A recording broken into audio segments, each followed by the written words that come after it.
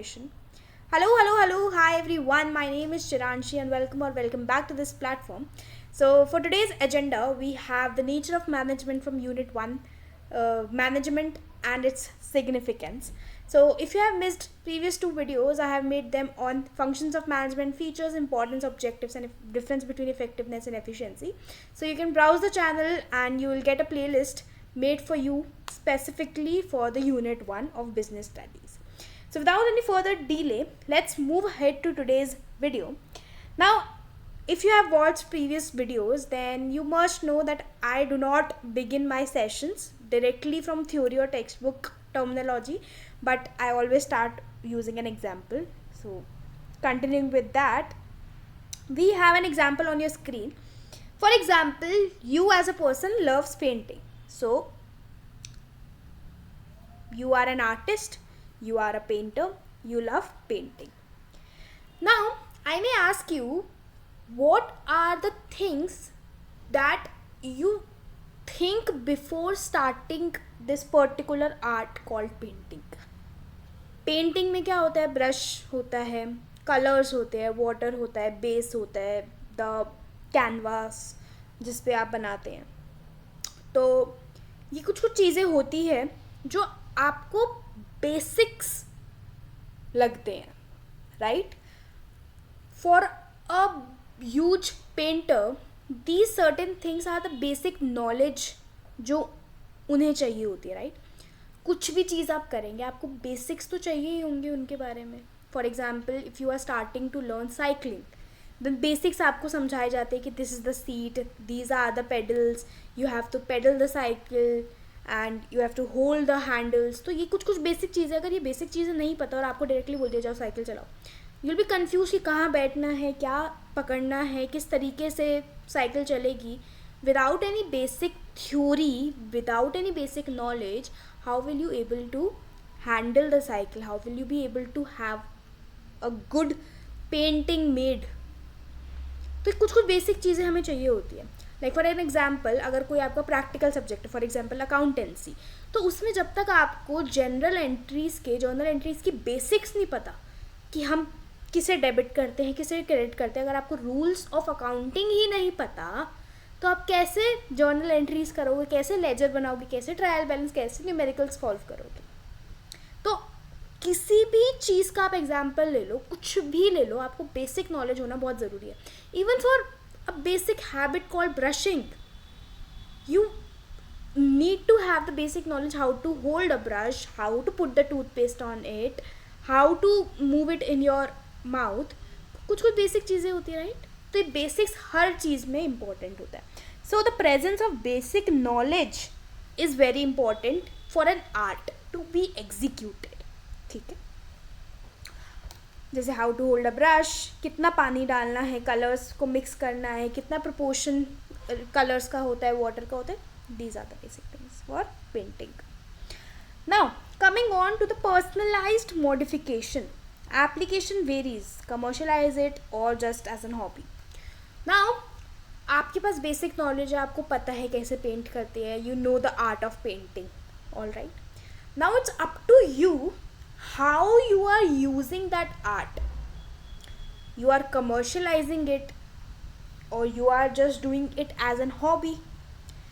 The personalized application of that particular knowledge, because for example, four people are there, all four are the painters, all those four have the same and the equal basic knowledge about this art of painting. One person might do it as an hobby, another might do it as a business altogether, another might do maybe to teach someone, or fourth person can have some own hobbies for freelancing maybe. सबके अपने अपने objectives है on the basis of their personalization, how they want to use that knowledge, right? तो इसे बोलते हैं personalized modification that is possible in a form of art. एक art क्या होता है? स्किलफुल चीज़ होती है कि स्किल्स के बेसिस पे कुछ काम करना is known as an art. तो art is based on personalization. फिर आता है क्रिएटिविटी.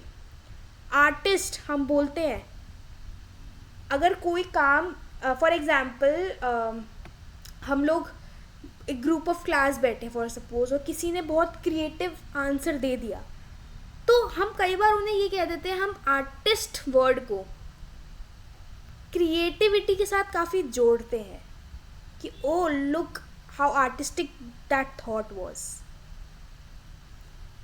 तो the point of creativity is itself hidden in the art. For example, जैसे काफ़ी सोशल मीडिया पर ये वीडियोज़ होती थी, द डिफरेंस बिटवीन एक ओरिजिनल ऑब्जेक्ट रखते थे, फॉर एग्जाम्पल एक ओरिजिनल एप्पल रख देते थे, and someone would paint it on a paper, और 3D पेंटिंग होती थी, और फिर वीडियोस में होता था द कंपैरिजन बिटवीन बोथ की, बताओ कौन सा वाला एक्चुअल है. So this is what creativity is, how creatively, how in a unique way, innovative कितना हो सकते हो आप. That is the freedom in art. कोई आर्ट होती है, फॉर एग्जाम्पल डांस है, डांस में it's up to you what kind of actions, what kind of steps, which kind of dancing, free style, Kathak, Bharatanatyam, there are so many, which dance form you would like to do. And art का point ही creativity होता है, right? फिर उसके बाद आता है practice makes a man perfect. Obviously कुछ भी चीज़ होती है, for example this art of teaching, until unless I do not practice it, I would not get the subject knowledge, I would not know how to speak, I would not know how to explain, I would not know how to explain with the help of examples. तो practice से improvements आती है. Consistently आप करो, improvements आएंगी again and again and again. तो art के कुछ ये फीचर्स होते हैं कि एक बेसिक नॉलेज हमें पता है, पर्सनलाइजेशन की हेल्प से, प्रैक्टिस की हेल्प से, क्रिएटिविटी, इनोवेशन, सारी चीज़ें इंक्लूड करके एक आर्ट फॉर्म बनती है, राइट? नाउ बट हमारा टॉपिक तो मैनेजमेंट था, ये आर्ट कहाँ से आया? तो इस पर्टिकुलर टॉपिक में द नेचर ऑफ मैनेजमेंट, इसमें हमें यही बताया गया है कि जो मैनेजमेंट है, the skill of management. What is the skill of management? बताओ बताओ बताओ. लास्ट के 2 वीडियोज़ में हमने पढ़े हैं, बहुत सिंपल है. मैंने एग्जाम्पल दिया था स्पोर्ट्स डे सेलिब्रेशन का. Management is the art of getting things done. अगर आप एनसीईआरटी की डेफिनेशन देखोगे ना मैनेजमेंट की, तो उसमें यही है, the starting of the line, the art of getting things done through people for achieving an organizational goal effectively and efficiently. तो मैनेजमेंट एक आर्ट कैसे है, हमें वो समझना है. यहाँ पर आर्ट के साथ साथ साइंस है और प्रोफेशन है. अब सिर्फ आर्ट, साइंस, प्रोफेशन ही क्यों लिया, हिंदी, मैथ्स, ये सारी चीज़ें क्यों नहीं ली? So these are known as disciplines. क्या बोलते हैं इन्हें? Disciplines. Disciplines are basically the base. जैसे साइकोलॉजी होता है, फिलॉसफी होता है, सोशियोलॉजी होता है, तो ये बेस होता है एक तरीके से कि इस फाउंडेशन पे कोई चीज़ खड़ी है. ऐसे ही जो मैनेजमेंट है वो आर्ट के बेस पर, प्रोफेशन के बेस पर, साइंस के बेस पर कुछ कुछ एलिमेंट्स हैं उनके, जिससे मैनेजमेंट बना है. जो मैनेजमेंट की क्वालिटीज़ है वो आर्ट, साइंस, प्रोफेशन से लिंक्ड है. इसीलिए we talk about the nature of management. कि फॉर एग्जाम्पल एक पर्सन है, हम कहते हैं कि उसका नेचर बहुत रूड है, या फिर एक पर्सन है उसका नेचर बहुत स्वीट है. So what kind of qualities and traits the person have, उसके बेसिस पे उनका नेचर डिसाइड किया जाता है, राइट? तो सिमिलरली मैनेजमेंट का नेचर डिसाइड किया जाता है कि what qualities it has of an art, what qualities it has of science and profession. तो आर्ट के बारे में भी हमने समझा कि सिर्फ आर्ट की क्या क्वालिटीज़ होती है. अब हम समझेंगे कि मैनेजमेंट आर्ट कैसे है, मैनेजमेंट में क्या क्या क्वालिटीज़ आर्ट की है जिस वजह से इसे आर्ट बोला जाता है. नाउ आर्ट में हमने पढ़ा था बेसिक नॉलेज होता है. सिमिलरली मैनेजमेंट में भी एग्जिस्टेंस ऑफ थ्योरेटिकल नॉलेज होता है. मैंने आपको लास्ट 2 लेक्चर्स में थ्योरी समझाई थी कि एक गोल होता है, it is present everywhere, her levels पर फॉलो किया जाता है मैनेजमेंट, और मैनेजमेंट डायनेमिक होता है. ये थ्योरी ही होती है. Functions of management is a theory. तो existence of theoretical knowledge management में होता है, तो it means this follows the quality of art in terms of theoretical knowledge. ठीक है. Now managers own unique way of execution.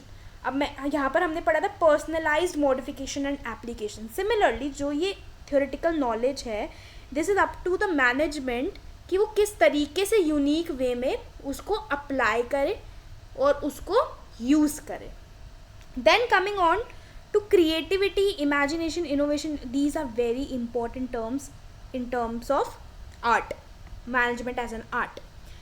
तो इतना समझ आ गया कि पर्सनलाइज्ड तरीके से वो यूज़ करते हैं. फॉर एग्जाम्पल अब बहुत सारी अलग अलग सिचुएशंस आती हैं management. For example dealing with human beings, dealing with resources, किस तरीके से रिसोर्सेज अलोकेट करने चाहिए, सारी चीज़ें एक मैनेजर को डिसाइड करना होता है.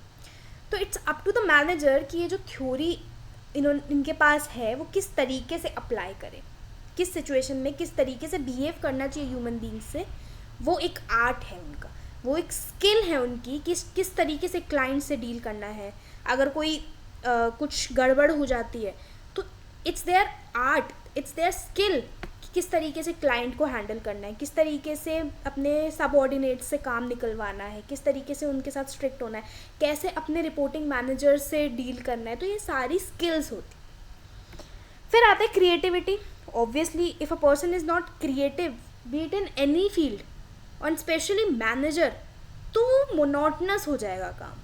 जब तक आप कुछ इनोवेशन नहीं ला रहे अपने प्रोजेक्ट में, कुछ नई चीज़ें नहीं ला रहे हैं, कुछ स्किलफुल वैल्यू एडिशन नहीं कर रहे हैं, तो क्या पॉइंट है. बिकॉज अगर आपके पास कुछ काम है in a company, for an example in an organisation, for suppose आपकी एक प्रोडक्शन कंपनी है, फॉर सपोज इन कॉस्मेटिक्स, तो आप प्रोडक्ट्स क्रिएट कर रहे हैं.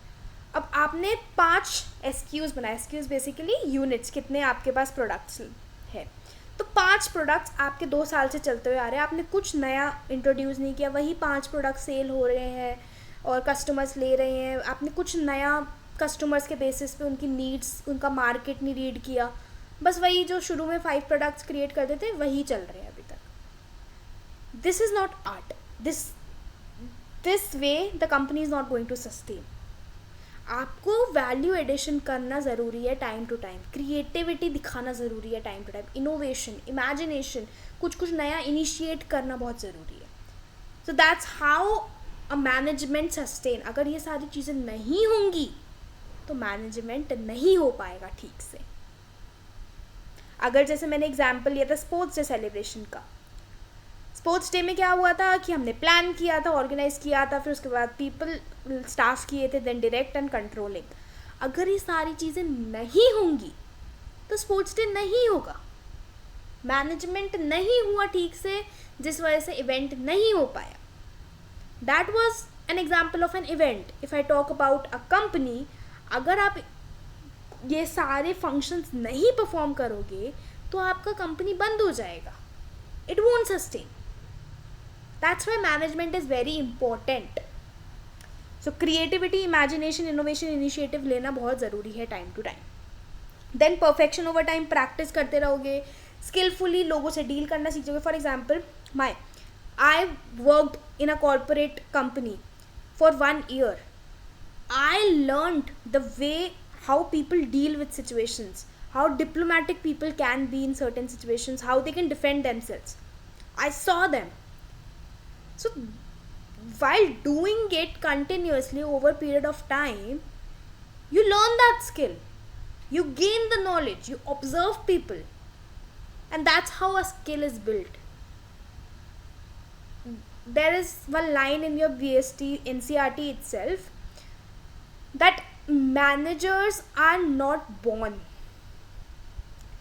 they are created with training, with practice, with observation. Now there are certain theories that have been developed even on this particular statement, that whether managers are born a good manager or they are not born as a good manager and get trained later on. There are theories built on that. That's something else.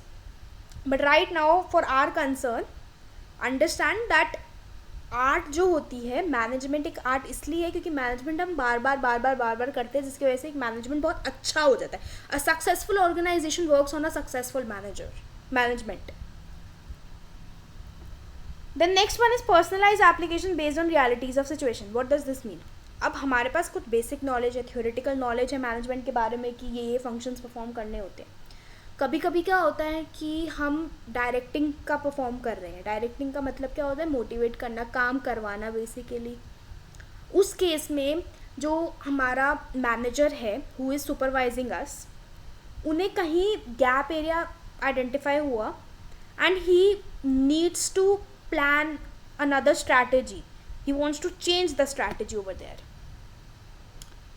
तो उस case में वो ये नहीं कह सकता कि यार प्लानिंग तो मैं कर चुका हूँ ऑलरेडी फर्स्ट स्टेप पे, अब मैं वापस थोड़ी लाऊंगा, अब तो फोर्थ स्टेप चल रहा है. No, that's not how series work. कोई भी फंक्शन कभी कभी किसी और फंक्शन के बाद भी यूज़ आ सकता है. तो डायरेक्टिंग जब वो कर रहे थे उस केस में प्लानिंग हो रही थी. तो कोई भी फंक्शन ऑफ मैनेजमेंट है वो इधर उधर हो सकता है. ज़रूरी नहीं है कि ट्रेन की तरह चले. नो. तो इस केस में उन्होंने क्या किया, जो उनकी स्किल्स थी उसे किस तरीके से यूज़ करना है वो उन्हें पता था. He may not use the planning function. वो उसी सिचुएशन को जो ऑलरेडी बिल्ड स्ट्रैटेजी थी उसको भी डील कर सकते थे, बट उन्होंने नया प्लान बनाने का सोचा.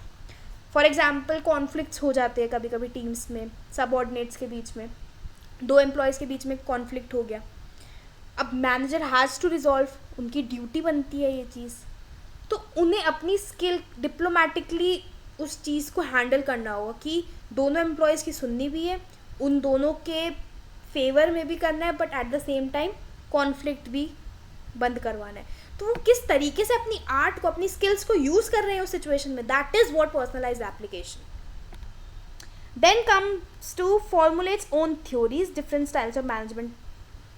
इसका मतलब है कि ओवर टाइम जब हम प्रैक्टिस कर लेते हैं, जैसे styles of leadership, you will read it in further lectures. Styles of leadership 3 तरीके की होती है. एक में होता है कि लीडर किंग बन के बैठे हैं, वो सिर्फ ऑर्डर्स दे रहे हैं, किसी की नहीं सुनते. एक होता है एक काइंड ऑफ लीडर जो सबकी सुन के डिसीजन लेते हैं. एक काइंड ऑफ लीडर होता है जो खुद कोई कंसर्न नहीं लेता, उनके सबऑर्डिनेट्स ही सारे डिसीजंस ले रहे होते हैं. तो ये जो स्टाइल्स ऑफ लीडरशिप डेवलप हुई है, स्टाइल्स ऑफ मैनेजमेंट डेवलप हुआ है, किस तरीके से मैनेज करना है, ये ओवर टाइम जब ऑब्जर्व किया लोगों को, जब चीज़ें देखी, जब सबने अपनी अपनी स्किल्स अपने यूनिक वे में किया प्रेजेंट. बेसिकली यहाँ पर हम बोल सकते हैं यूनिक, कि सबका यूनिक एक ट्रेट होता है. तो सबने जब अपने अपना यूनिक फॉर्मुलेट किया वहाँ पर, that's how these theories were built, right. तो theories are build on the basis of art, कि कौन किस तरीके से, क्योंकि अगर आप किसी और सिचुएशन की बात करो कि सब लोग सेम तरीके का काम कर रहे हो, तो there is no uniqueness, there is no innovation. Innovation is itself creation of theories, right. So theories are built on art. Now there is one paragraph I took from the NCERT, although we'll have the lectures in the further videos where I'll explain line by line NCERT and make you highlight, since you can see these are the part of my notes. So I'll give you the line by line explanation from the NCERT, because I always say in every video that NCERT is the Bible for you. So I'll make you highlight and underline the important ones. So for this particular relevant topic, we have this line: all management practices are based on the same set of principles. Same set of principles, basically the theoretical knowledge.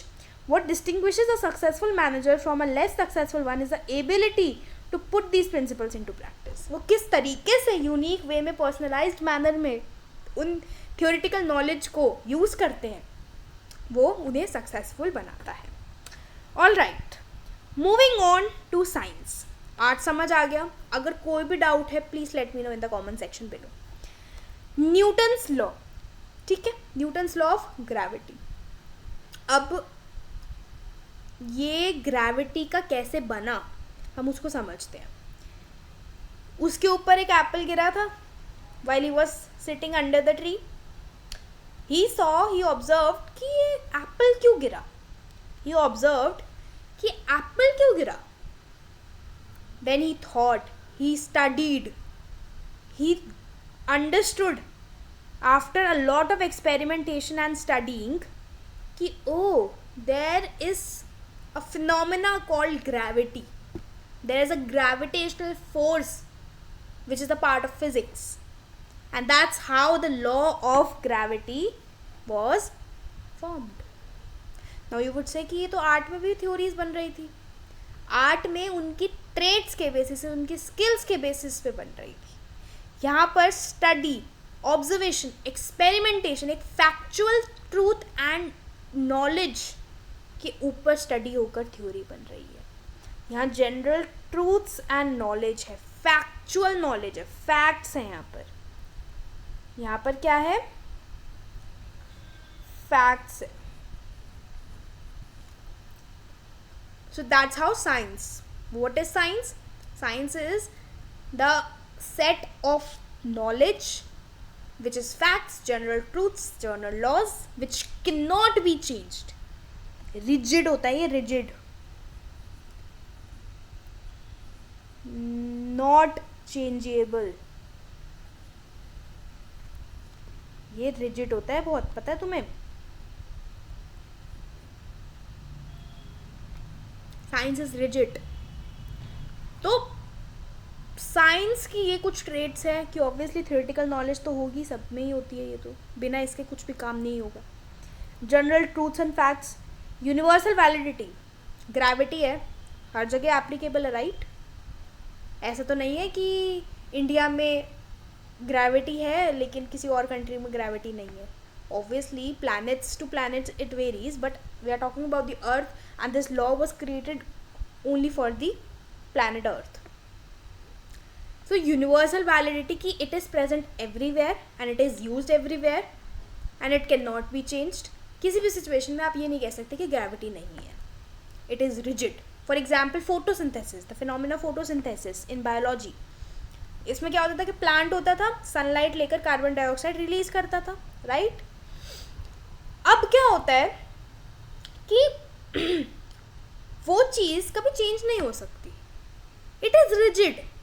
चाहे आप यहाँ का plant की बात करो, चाहे आप किसी और कंट्री के प्लांट की बात करो, it is, this phenomena is present everywhere and it can not be changed. ऐसा नहीं होगा कि एक स्मॉल प्लांट के लिए कुछ और हो रहा होगा और बड़े प्लांट के लिए कुछ और, सबके लिए सेम है. So this is how science is built. This is rigid. It is based on experimentation, studying, observation. It is very systematic. It cannot be changed. It cannot be modified. Now, how management is science? Let's understand that. Systematic body of knowledge, obviously, art में भी theoretical knowledge थी, even profession में भी होगा. क्यों? क्योंकि कोई भी चीज़ करोगे, एक basic knowledge तो सब में ही होती है. तो मैनेजमेंट में भी एक सिस्टमैटिक बॉडी ऑफ नॉलेज है बेसिक. अब जो हमारे पास ये नॉलेज है उसके बेसिस पे हमने कुछ प्रिंसिपल्स बनाए. प्रिंसिपल्स क्या होता है? कुछ गाइडलाइंस, रूल्स जो कि फॉलो किए जाते हैं. हम नेक्स्ट यूनिट में प्रिंसिपल्स ऑफ मैनेजमेंट पढ़ेंगे. तो उसमें क्या होता है कि ये जो मैनेजमेंट किस तरीके से वर्क करना चाहिए, जैसे हमारे साइंस के रूल्स होते हैं कि न्यूटन का लॉ है, या फिर न्यूटन का और भी लॉज होते हैं जैसे ग्रेविटी है, या फिर every action has an equal and opposite reaction, photosynthesis है, कोई भी आप थ्योरी या फिर स्टडी देख लो तो वो रिजिड है, एक प्रिंसिपल है कि यही होगा. आप इस चीज़ के बेसिस पे कुछ और करोगे. एक बेस होता है principle. Principle is nothing but a base. तो मैनेजमेंट के बेस क्या होता है हम वो समझेंगे, ठीक है? तो जो मैनेजमेंट है उसमें भी स्टडीज़, एक्सपेरिमेंटेशन एंड ऑब्जर्वेशन होता है. जो सेकंड यूनिट है हमारे प्रिंसिपल्स ऑफ मैनेजमेंट, तो उसमें यही हुआ है कि हमने मैनेजमेंट को स्टडी किया है कि किस तरीके से एक अच्छा मैनेजमेंट होना चाहिए, एक अच्छे मैनेजर के लिए क्या क्या क्वालिटीज़ होनी चाहिए. उन सबको ऑब्जर्व करके, स्टडी करके हमने कुछ प्रिंसिपल्स बनाए हैं. तो इधर भी साइंस का वो रूल यूज़ आया है. देन साइंस में मैंने क्या कहा था कि रिजिड होता है, it can not be changed in any situation and it is universally valid, कि हर जगह प्रेजेंट है. लेकिन मैनेजमेंट में आप ये बताइए कि जो प्रिंसिपल्स ऑफ मैनेजमेंट हैं ये ऑब्वियसली बता रहा है qualities of a manager, but human beings जहाँ होते हैं they are homogeneous. Every single individual is unique and different in their own way, ठीक है? डाइवर्सिटी होती है हमारी. अब आप एक रूल सबके साथ फॉलो नहीं कर सकते, दैट इज़ ह्यूमनली इम्पॉसिबल. यहाँ पर ह्यूमन वाला फैक्टर आ जाता है कि every human is different, it is homogeneous तो इस वजह से प्रिंसिपल्स ऑफ मैनेजमेंट है ना, उन्हें मॉडिफाई करना पड़ता है based on human interactions and situations, जिस वजह से साइंस का वो रूल यूनिवर्सली वैलिड यहाँ पर एप्लीकेबल नहीं है. मैनेजमेंट यूनिवर्सली वैलिड नहीं होता है, जो मैनेजमेंट के प्रिंसिपल्स होते हैं. तो इससे हमें क्या समझ आया कि एक्सपेरिमेंटेशन है मैनेजमेंट में, ऑब्जर्वेशन भी है, सिस्टमैटिक भी है, उसके सारे रूल्स रेगुलेशंस, थ्योरेटिकल नॉलेज भी है, बट जो उसके प्रिंसिपल्स है, जो गाइडलाइंस है, जो बेस है मैनेजमेंट का, आई एम नॉट सेइंग कि management is not universally applicable, it is, हमने फीचर पढ़ा है, परवेसिव है, but I am talking about the principles of management. जो प्रिंसिपल्स है, जो स्टडीज की गई है मैनेजमेंट पे, जो स्टडीज की गई है मैनेजमेंट पे, वो यूनिवर्सली एप्लीकेबल नहीं है, वो चेंज करनी पड़ती है हमें time to time. For example, there is one of the principles of management which we'll be reading in the unit 2, which is division of work. Division of work basically means कि जो बड़ा सा task होता है उसको हम division कर देंगे, डिवाइड करके सेपरेट कर देंगे, ताकि सब अपना अपना टास्क एक स्पेशलाइजेशन के साथ परफॉर्म करें. तो अब कई बार कुछ सिनारियोज में हमें जो पूरा काम है वो खुद ही करना पड़ता है, उसे ज़रूरी नहीं है डिवाइड कर कर बाकियों में डिवाइड करना. फॉर सपोज कोई छोटा सा काम है, उसे हम अकेले कर सकते हैं, ज़रूरी नहीं है कि उसे डिवाइड करके सब में डिवाइड करके ही किया जाए. So we can modify and tweak the principles of management. But Newton के लॉ में, ग्रेविटी में आप ये तो नहीं कह सकते ना कि आज ग्रेविटी की नीड नहीं है, मुझे कल देखती हूँ. तो दोज आर रिजिड. मैनेजमेंट के principles are not rigid. Now I have again taken few snippets from NCERT. So, अब यहाँ पर हमें क्या मेन चीज़ समझने की ज़रूरत है, which is this. ठीक है, ये बहुत इम्पोर्टेंट है, बहुत बहुत बहुत इम्पोर्टेंट है.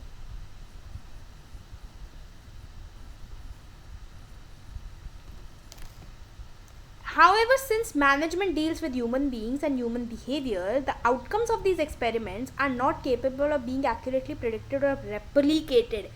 मतलब follow नहीं किया जा सकता same as it is. Therefore, management can be called inexact science. Exact same copy paste नहीं करना, change करना है on the basis of situation as per the requirement. Principles of management are not as exact as the principles of science. Their application and use is not universal. They have been modified according to the given situation. That's why this is known as inexact science. Science तो है, क्यों? क्योंकि science के 4 तो follow कर रहा है, but 3 follow नहीं कर रहा है. तो it is inexact science. Now, एक ये बहुत important line है, the relation between art and science, that management as an art and as a science are therefore not mutually exclusive. Mutually exclusive का क्या मतलब है कि mutually मतलब both, exclusive मतलब different, कि दोनों एक दूसरे से different है. अब not mutually exclusive का मतलब है कि दोनों एक दूसरे से different नहीं है. समझिए वापस, I'll repeat it again. Mutually exclusive का मतलब है mutually both, exclusive different, both are different.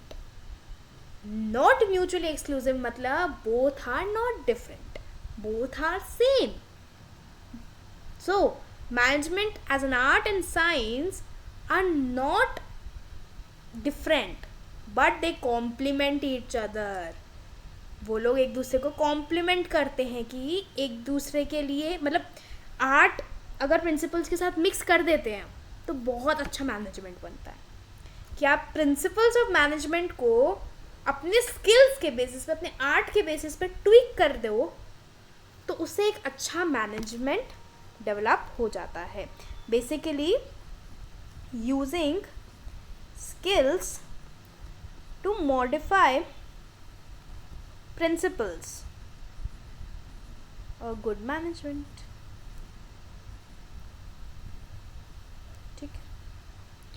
Now moving on to profession, last topic for today. I have taken example of lawyer. Lawyer एक प्रोफेशन है, right? तो lawyer में obviously theoretical knowledge होती है, जो स्टडी वो करते हैं. फिर उसके बाद आता है एक इंस्टीट्यूट ऑथराइज्ड होता है. ऑब्वियसली किसी इंस्टीट्यूट से वो पढ़ेंगे तभी एक लॉयर बन पाएंगे. आप घर बैठे तो लॉयर नहीं बन सकते, चाहे कितनी भी पढ़ाई कर लो आप. आपको वो 5 साल की LLB वाली डिग्री तो करनी ही पड़ेगी, राइट? सो यहाँ इंस्टीट्यूट होता है, एक रिस्ट्रिक्टेड एंट्री होती है कि एग्ज़ाम देना ही पड़ेगा. क्लैट का आपको एग्ज़ाम देना ही पड़ेगा, तभी आपका एडमिशन किसी इंस्टीट्यूट में होगा फॉर लॉ, है ना?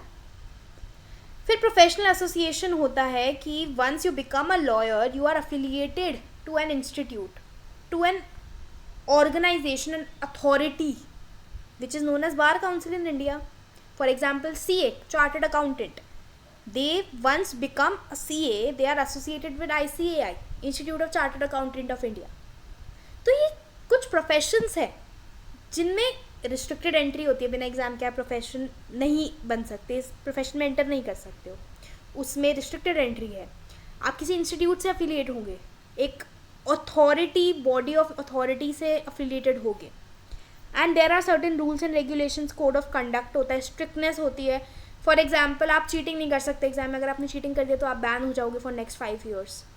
अगर आपने कोई फ्रॉडुलेंट प्रैक्टिस करी तो आपका लाइसेंस बैन हो जाएगा. अगर आप लॉयर हो, CA हो, अगर आपने कुछ भी मिस्टेक करी आपका बैन हो जाएगा फॉर लाइफ. तो कुछ strict norms, strict code of conduct, rules and regulations होते हैं. Then coming on service motive. Service motive obviously they are serving the society. उनका एक मोटिव है सर्व करना. CA का है ऑडिट की सर्विसेज देना, टैक्सेशन, स्ट्रैटेजिक जो भी पॉलिसीज़ होती है उनकी. लॉयर की लॉ एडवोकेसी जो उनकी सर्विस होती है वो प्रोवाइड करना. तो सर्विस मोटिव होता है इनका. Now how management is a profession. Management as an art देख लिया. Management is a pure art. Management is an inexact science. अब प्रोफेशन देखेंगे. प्रोफेशन में ऑब्वियसली हमने आर्ट और साइंस में भी पढ़ा था कि it is a systematic knowledge. Systematic body of knowledge exist करती है यहाँ पर, ठीक है. फिर उसके बाद अब प्रोफेशन में हमने एक एग्ज़ाम देना होता है, रिस्ट्रिक्टेड एंट्री होती है वहाँ पर. लेकिन मैनेजर, आपने कभी ऑब्वियसली MBA आपने सुना है, MBA करके you become a manager, you have to have a basic qualification. At least तुम पढ़े लिखे हो तो आप मैनेजर या फिर इस प्रोफेशन में आ सकते हो. लेकिन if you talk about a general store, वहाँ पर एक अंकल होते हैं, may be he is 10th pass, 12th pass, he do not have a particular examination certificate, or he might not be studied more than 6th class, but still he is managing the shop. He is a manager of that shop, right? तो manager के लिए restriction नहीं होती है कि आपको कोई exam देना होगा या फिर आपकी कोई क्वालिफिकेशन होनी चाहिए. If you talk about general manager, चाहे छोटे से छोटा ऑर्गेनाइजेशन हो चाहे बड़े से बड़ा ऑर्गेनाइजेशन हो, obviously as the organization size increases they expect you to have better qualification. इसीलिए मैंने लिखा है कि only training specific to work needed. अगर आप कोई एक छोटा सा, फॉर सपोज एक आउटलेट है, फूड आउटलेट है, you are selling fast food, तो उस केस में you do not need any qualification. Do you know कि इंडिया में जितने भी आउटलेट्स हैं, आप कैसे बता सकते हो कि दे आर स्टडीड और नॉट? उनके पास कोई क्वालिफिकेशन नहीं है. Maybe that's why they are doing such kind of work, because they do not have that qualification, but they are the manager of their own shops because that's sole proprietorship. तो manager के लिए एक qualification का होना ज़रूरी नहीं है, only training specific to the work needed है. ऑब्वियसली वो अगर कुछ कुकिंग कर रहे हैं तो they should know the cooking, right? तो इस तरीके से हम समझते हैं कि मैनेजमेंट का जो प्रोफेशन का एक क्वालिटी है, सिस्टमैटिक बॉडी ऑफ नॉलेज, वो है, बट एक एग्ज़ाम देना एक रिस्ट्रिक्टेड एंट्री नहीं है. So it does not follow that quality of profession. No compulsion for managers to be affiliated to be part of some institute. Although managers के लिए भी एक इंस्टीट्यूट है AIMA, बट जो एक प्रोफेशन के लिए रिस्ट्रिक्टेड रिस्ट्रिक्टेड प्रोफेशनल एसोसिएशन होता है कि you must be affiliated to some organisationary body, वैसे मैनेजमेंट में नहीं होता. मैनेजर्स के लिए वो कंपल्शन नहीं होता है. उनके लिए नहीं है कि आप किसी एसोसिएशन या फिर किसी बॉडी से अफिलिएटेड हो. No. So it not purely serves the service motive but profit maximization also.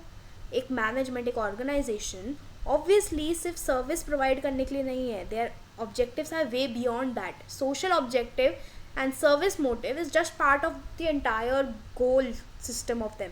मैंने आपको ऑब्जेक्टिव्स बताए थे मैनेजमेंट के, क्या क्या थे? Let's revise. Organisational objective, personal objective and social objective. Organisational में क्या क्या थे? Survival, profit and growth. Very good.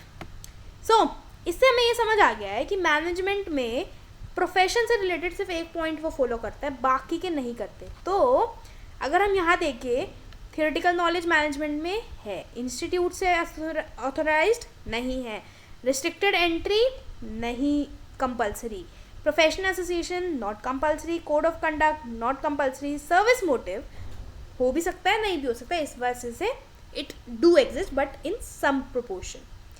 तो what we can say is, if we summarize it, that management is 100% art, which is known as pure art, inexact science, which is 50%, 70%, 75%, कुछ भी ले लो, and profession तो सिर्फ 30% है ये.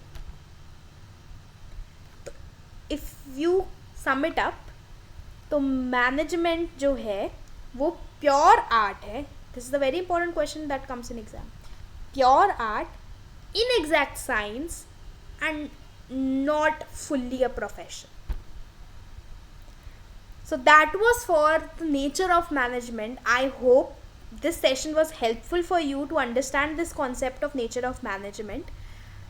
There will be further lectures on the further topics in this particular series. You can browse the channel and find out the playlist available for the entire unit of business studies, and there will be continuous series till your exam happens for the CUET UG 2027. And even if someone is watching in further years, this sessions will be helpful for you as well.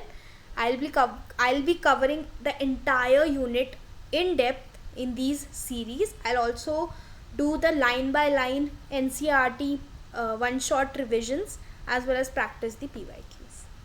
So thank you so much for staying till the end. I hope things are doing good, and keep studying.